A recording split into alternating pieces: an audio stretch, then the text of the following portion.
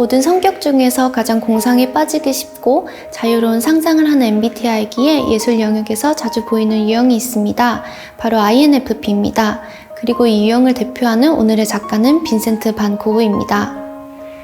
INFP는 한국에서 가장 많은 유형이기도 합니다. 그래서일까요? 한국 사람들에게 유독 고흐의 작품은 사랑받고 있습니다. 그의 대표작을 굳이 이야기할 필요가 없을 정도입니다.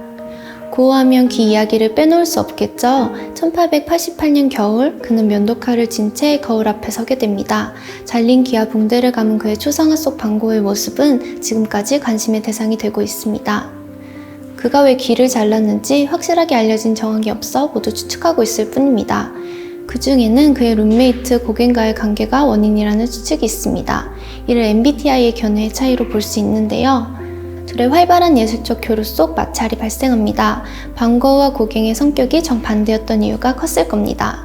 고갱의 MBTI는 ESTP로 추측되어지는데 고흐와 P 하나를 빼고는 정반대의 성향을 가지고 있습니다.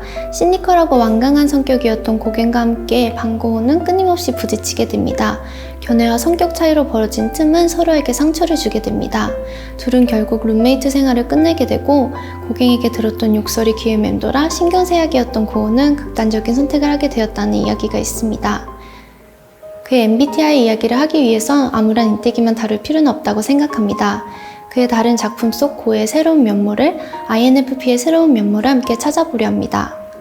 우선 담배 피는 해골 작품을 함께 보실까요? 담배 피는 해골은 고흐의 초기 작품입니다. 바니타스가 떠오르는 작품이기도 하죠. 허무주의적 망상과 염세주의적 태도는 INFP가 한 번쯤 거쳐가는 주제인 것도 같습니다. 헤비스모커였던 본인을 그린 자아상일 수도, 아버지의 죽음과 불화를 겪은 이후에 슬픈 영혼일 수도 있는 이 그림은 선악 문제에 대한 민감성과 신념에 치우친 그의 성격을 파악할 수 있습니다. 동시에 대표작에서 쉽사리 볼 수 없던 약간의 유쾌함도 담겨 있습니다. 바니타스의 풍자적 특성엔 조서가 필요한 법이니까요. 그가 즐겨 마셨던 압생트가 놓인 테이블을 그린 작품도 보겠습니다.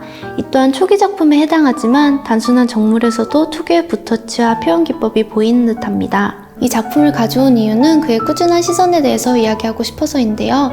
생각해보면 대부분 고흐의 작품들은 자신의 주변 환경을 다루고 있습니다. 자아상, 꽃, 방, 풍경, 지인 모두 자신을 둘러싸고 있는 것들입니다. INFP는 사소하지만 놓치기 쉬운 것들을 자신만의 시각으로 담아내는 일에 탁월합니다.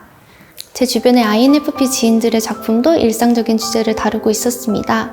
자신의 울타리 안의 대상을 소중한 시각으로 바라보는 따뜻함이 느껴지는 부분입니다.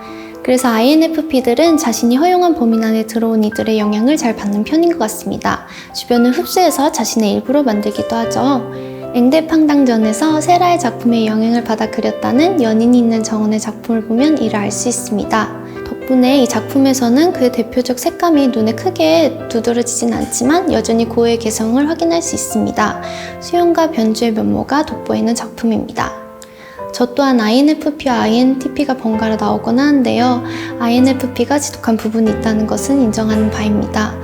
앞서 설명한 작품들처럼 다른 이의 영향을 수용하는 듯 하면서도 고집스러운 부분이 남아있으니까요. 저도 MBTI 결과를 전적으로 믿는 편은 아닙니다. 같은 성향 안에서도 치우치는 강도의 정도가 다르고 사람은 유동적인 존재이기 때문입니다. 다만 고흐의 경우는 그 기울기가 한쪽으로 많이 쏠려있던 것 같습니다. MBTI 테스트를 하는 이유는 자신의 부족한 점을 찾고 개선해 나가는데 도움을 받기 위함도 있다는 이야기를 들은 적이 있습니다. 삶의 태도에서 중도를 지키는 일이 중요하다는 뜻이겠지요. 극단적인 성향은 이를 반대 성향으로 채우기 위해 노력해야 하는 것 같습니다. 고흐에게도 이와 같은 저울이 필요했을지도 모르겠습니다. 고흐의 우울한 생의 막을 생각하며 안타까운 마음이 들곤 합니다. 자신의 특성과 유형, 장단점을 알았다면 조금이라도 도움이 되지 않았을까 싶네요. MBTI와 작가의 이야기가 흥미롭게 느껴지셨다면 문화매거진에서 연재되고 있는 교환 칼럼을 읽어보시는 것을 추천합니다. 다양한 작가의 16가지 MBTI를 추측하고 풀어냈습니다.